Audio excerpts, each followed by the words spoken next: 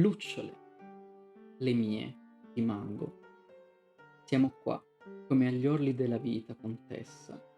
Gli orli a un comando si distaccano, entra l'invisibile, vaporano i fantasmi, è cosa naturale. Avviene ciò che di solito accade nel sogno, io lo faccio avvenire anche nella veglia, ecco tutto.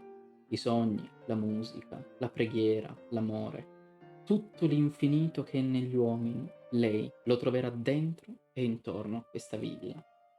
Bentornati viandanti nello spazio Fimutau e bentornati nella nostra piccola rubrica di scritti e domande.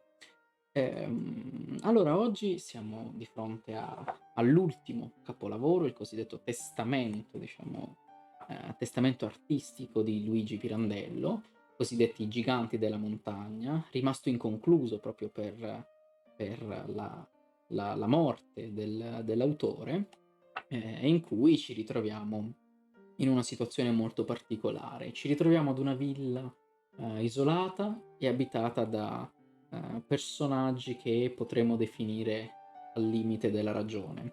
Oggi infatti andremo proprio a parlare, a porre un contrappasso, un contrappeso, un po' ai discorsi fatti nei corsi di matematica, di fisica e di linguistica, un po' ai discorsi fatti appunto sulla ratio, sulla ragione, quindi su questo metodo profondamente analitico nei confronti della realtà.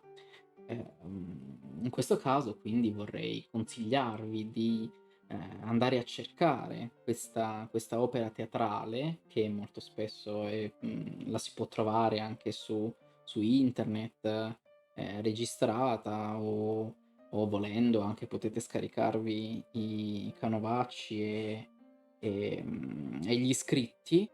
Ed ecco, vi leggo un altro pezzo del monologo di Cotrone che è una sorta di mago, una sorta di essere che gestisce un po', l'intera questa villa misteriosa, e che gestisce anche l'interazione con ciò che c'è di alieno a questa villa. Quindi parlando alla contessa, a questa contessa che è un'attrice e che si imbatte, in questa villa assieme alla sua compagnia, ecco, in una notte stellata, ma piena di fantasmi, piena di paura, dice così: "Rimanga, rimanga così lontana e si provi un po' a guardare come questa vecchietta che ha veduto l'angelo. Non bisogna più ragionare.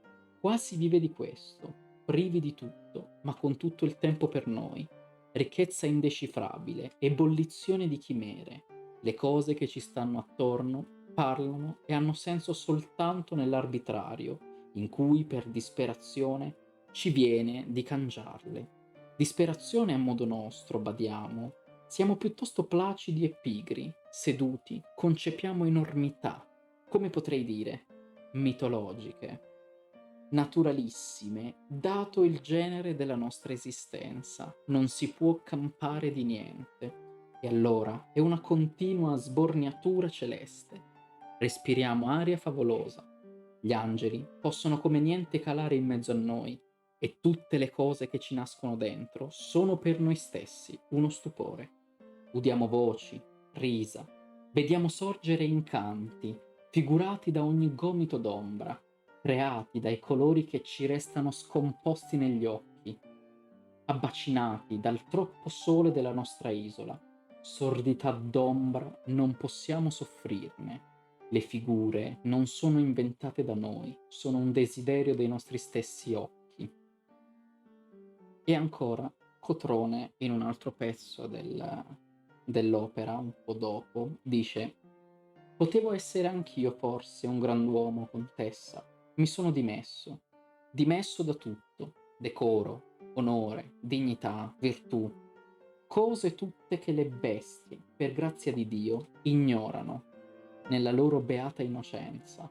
Liberata da tutti questi impacci, ecco che l'anima ci resta grande come l'aria, piena di sole o di nuvole, aperta a tutti i lampi, abbandonata a tutti i venti, superflua e misteriosa materia di prodigi, che ci solleva e disperde in favolose lontananze.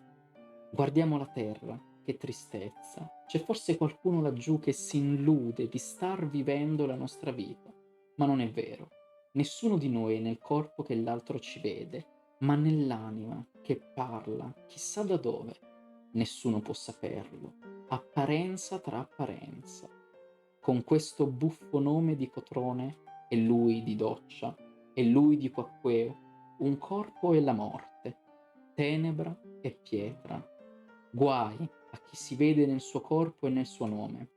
Facciamo i fantasmi, tutti quelli che ci passano per la mente. Alcuni sono obbligati. Questo senso quindi, questo scritto, noi troviamo tutto quello che c'è, a contrapporsi a quella strutturazione logica e poi matematica e filosofica e fisica che possiamo immaginare nel mondo.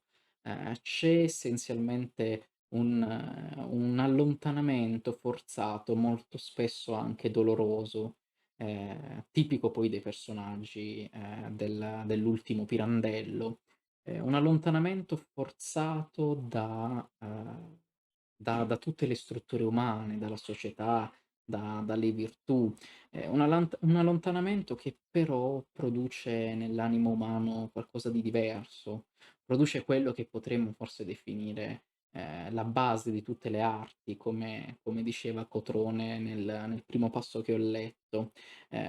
Sembra che appunto loro, trasformandosi in fantasmi, in essenze cangianti, in enti non definibili e non definite, ecco, loro possano poi produrre in loro stessi la meraviglia.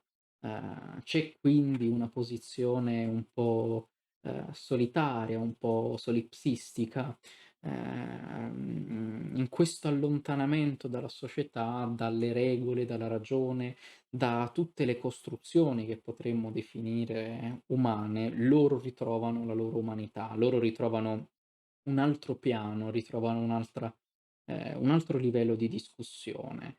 Ehm, Ho voluto quindi un po' portarvi questo pezzo di questa opera, anche non essendo un attore, non avendo queste grandi capacità, di far l'attore, soprattutto affinché voi conosciate l'esistenza di questa meravigliosa opera, un po' diciamo nascosta, un po' offuscata da opere più grandi di Pirandello o da in generale, discussioni molto importanti su Pirandello.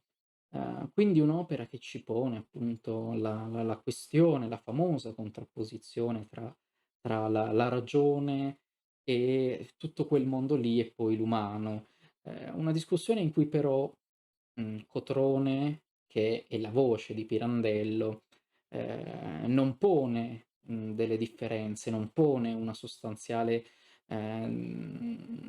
un baratro sostanziale tra la condizione di ragione e la condizione umana, come spesso facciamo noi, suddividendo ad esempio le materie, suddividendo quello di cui si parla in ragione, non ragione, umano e non umano. Essenzialmente Cotrone, che è un mago che genera fantasmi, mostri, paure, genera sogni nella realtà, può anche generare ragione, può anche generare, un filo conduttore, una narrazione, può generare arte, può generare un linguaggio, può generare, la parola, può generare l'immagine. Quindi quello di Pirandello è un mondo in cui, le cose non si mettono in contrapposizione, ma in cui tendono alla fine a mischiarsi. È un po' l'idea alla base del progetto dello Spazio Fimutau. Ehm, quindi, in questo senso, e spero di avervi invitato, a guardare, a cercare quest'opera e a magari ad esplorarla di più, e a guardare alle cose che diciamo, ai nostri corsi, a guardare a tutte queste costruzioni concettuali, a rivedere in queste costruzioni concettuali un po', quella ehm, quella meraviglia, quel sogno, tutta questa, sfumatura sul mondo che tentiamo in tutte le maniere di arginare, che tentiamo in tutte le maniere di eludere, di evadere. Molto spesso quindi finiamo per evadere dal mondo più che dalle cose del mondo che noi abbiamo costruito.